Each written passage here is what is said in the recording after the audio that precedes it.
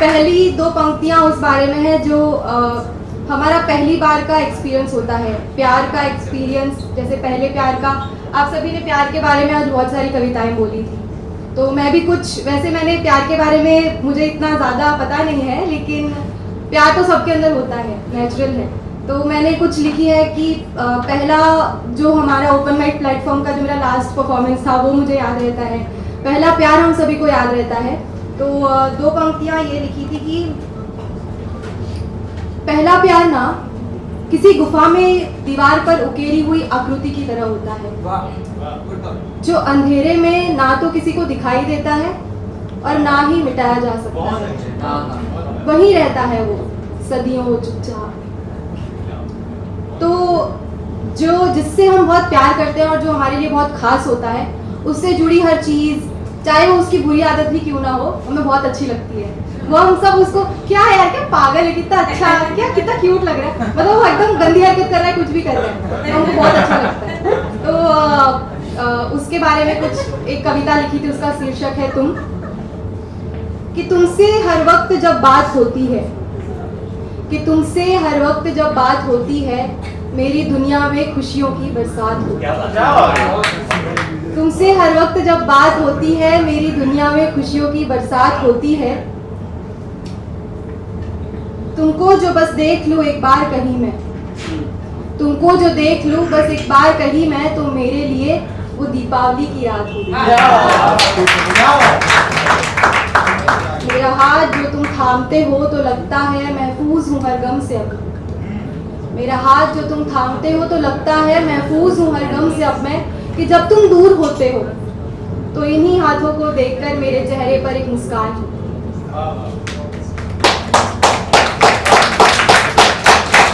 तुमसे जुड़ी हर चीज, हर बात तुम ही हो लगता है। तुमसे जुड़ी हर चीज, हर बात तुम ही हो लगता है, कि जैसे कण कण में मुझे कोई ईश्वर का आभास होता है। तो हमें पता है कि जो चीज़ आज जैसी है वो हमेशा वैसी नहीं रहती, या तो वो और बेहतर हो जाती है, खूबसूरत हो जाती है, या फिर टूट कर बिखर जाती है हमारी बेहतरी के लिए। तो कुछ पंक्तियाँ लिखी थी जिसका शीर्षक है अवस्था। कि हर चीज़ का यहाँ, हर प्यारी चीज़ की अवस्था बदलती है। कि घटते बढ़ते चांद को देखो, घटते बढ़ते चांद को देखो, मेरे तुम्हारे प्यार को देखो। अमावस के बाद फिर बढ़कर, कुछ ही रातों में पूरा दिखकर, फिर आकाश सजाता है, जैसे आज शरद पूर्णिमा है। जैसे तुम और मैं हर मुश्किल से साथ में लड़कर, हर पड़ाव से गुजरकर, आप फिर मजबूत हो जाते हैं। फूलों की कलियों को खिलते देखो, खिलकर माला बनते देखो, सजी हुई है कंठ में प्रभु के, क्या भाग्य है उसने पाए देखो। सावन आने तक धरती की प्यास तो देखो, अरे उसका इंतजार तो देखो। जब बरसे सावन उस पर धरती की खिलती मुस्कान तो देखो। चट्टानों से टूटे तन्हा पत्थर को जो मिल जाए शिल्पकार, तो पत्थर को ईश्वर बनते देखो। वृक्षों की टूटी टहनी से किसी चिता को जलती देखो। चिता जो मिट्टी में मिल गई हो, अरे उसी मिट्टी से फिर बने गुड्डे गुड़िया खेल खिलौनों को देखो। खेल खेलते दुनियादारी के गुड्डे गुड़िया से मासूम बच्चों को देखो। और बड़े होकर फिर उन्हीं मासूम बच्चों को ये दुनियादारी निभाते देखो। अब ये कुछ पंक्तियां हैं जो इसके साथ मैच नहीं होती, फिर भी मैं बोलूंगी कि सुबह आंखें खुलने से रात को पलके झपकाने तक, सुबह आंखें खुलने से रात को पलके झपकाने तक बस तुझे ही सोचते हैं। कि इस बात को सुनकर इतराना मत कि बस अब सोचते हैं, याद नहीं करते।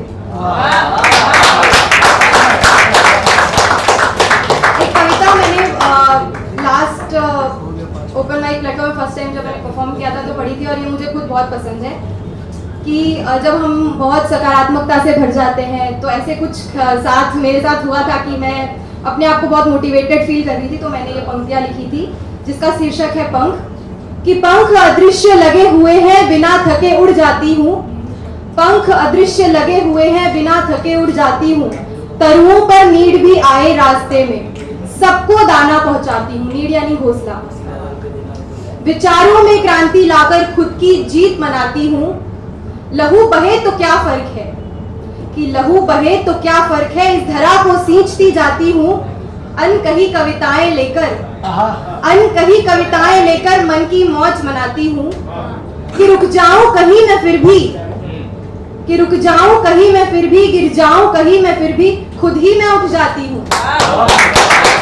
पीठ थपथपाकर खुद की मैं तो, कि पीठ थपथपाकर खुद की मैं तो फिर तैयार हो जाती हूँ। कि साथी की क्या जरूरत मुझको, साथी की क्या जरूरत मुझको, मैं तो अकेले ही सफर में काफी हूँ, मैं तो अकेले ही सफर में काफी हूँ। बहुत बहुत धन्यवाद।